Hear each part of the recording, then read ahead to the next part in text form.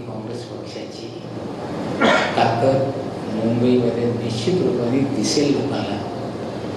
आणि विशेष करून मी दादाचा आभार मानतोय की काही लोक माझ्या नावाने बुमाबुम करत होते की हे असतील तर आम्हाला तुम्ही नको।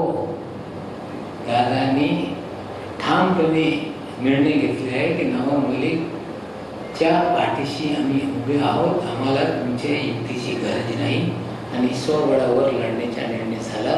त्याबद्दल मी अजित पवार साहेबांचे आभार मानतो।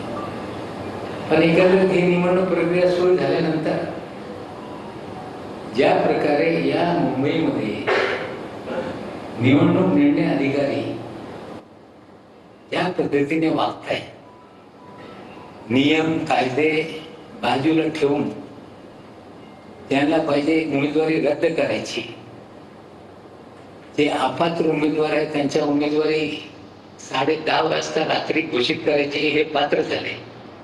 मला वाटते निवडणूक निर्णय अधिकाऱ्यांना कळलं पाहिजे की हे निर्णय देत असताना जे नियमावली जे कायदे या राज्यामध्ये करण्यात आलेले त्याच्या काटेकोरपणे अंमलबजावणी करणं ही त्यांची जबाबदारी।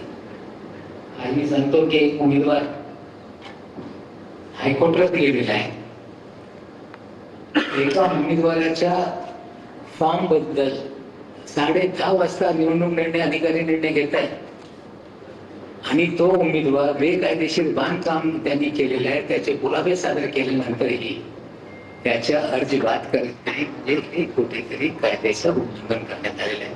आता लोक कोर्टात गेलेले, आमच्या 151 नंबर वार्ड जिथे गौतम साबळेच्या दिवंगत वंदना गौतम साबळे ही निवडणूक लढतायत, इथे जे राखीव जागेमध्ये उमेदवार भाजपच्या माध्यमातून देण्यात आलेले आहे,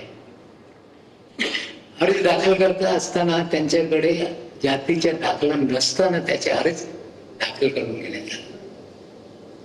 छाननी करत असताना आमच्या उमेदवारांनी ऑब्जेक्शन घेतलंय की यांच्या जातीचा दाखला नाहीये, जातीच्या दाखला जो दाखल करण्यात आलाय त्याच्या वडिलाच आहे, तो महाराष्ट्राचा नाही राजस्थानचा दाखला आहे आणि तुम्ही अर्ज दाखल करून घेतलाय हे पण बेकायदेशीर आहे।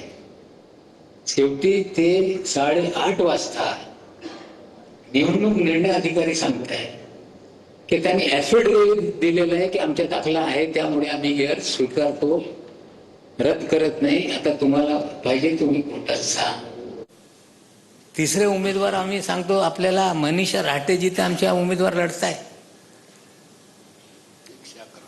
111 मध्ये 119 मध्ये, तिथे जो उमेदवार आहे शिंदे सेनेचा तो महानगरपालिकेचा वेंडर आहे। नियम मध्ये एखादा वेंडर हे निवडणूक लढू शकत नाही। ऑब्जेक्शन लेखी देण्यात आला, पुरावे सादर करण्यात आले। मुंबई बँकेचा आता 4 दिवसापूर्वी त्याला पेमेंट त्या खात्यामध्ये आलेलं आहे, त्याच्याही उमेदवारी रद्द झाली पाहिजे, पण तसा निर्णय झालेला नाही।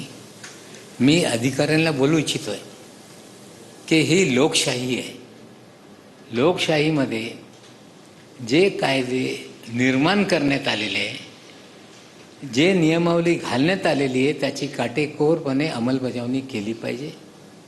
या 3 वार्डाच्या बाबतीत कोर्टात आम्ही जाऊ, पण याला वेळ लागणार आहे। पण आता एखादा राजस्थानमधला मागासवर्गीय मुंबईमध्ये अर्ज भरून उमेदवारी घेऊन जर निवडणूक लढत असतील तर या मुंबईतले जे महाराष्ट्रातले मागासवर्गीय त्यांच्यावर अन्याय होत आहे। उद्या देशभरातले मागासवर्गीय येऊन मुंबईमध्ये सगळं ती जागा भरून टाकतील, असेच ओबीसीच्या जागेच्या बाबतीत असा अन्याय होणार। मग ते निवडणूक अधिकाऱ्याला कळलं पाहिजे की आज तुम्ही निर्णय देताय, कोर्टात विषय गेल्यानंतर तुमच्या नोकऱ्या पण जाणार आहे उद्या, हे त्यांनी लक्षात घेतलं पाहिजे। मी त्यांना स्पष्टपणे सांगतोय। आम्ही निवडणूक आयोगाला पत्र देणार आहे, जे इथे महाराष्ट्रामध्ये जबाबदार आहे, की या प्रकारे हे सगळं घडत आहे। प्रचार करत असताना जे मॉडेल कोड ऑफ कंडक्ट आहे, आचारसंहिता आहे, त्याची काटेकोरपणे अंमलबजावणी झाली पाहिजे। काटेकोरपणे अंमलबजावणी केली पाहिजे. शेवटपर्यंत कुठलेही आचारसंहितेचा भंग होऊ नये हे पण आमची मागणी राहणार आहे. आणि आम्हाला अपेक्षा आहे की आयोग याच्याकडे आज जे आम्ही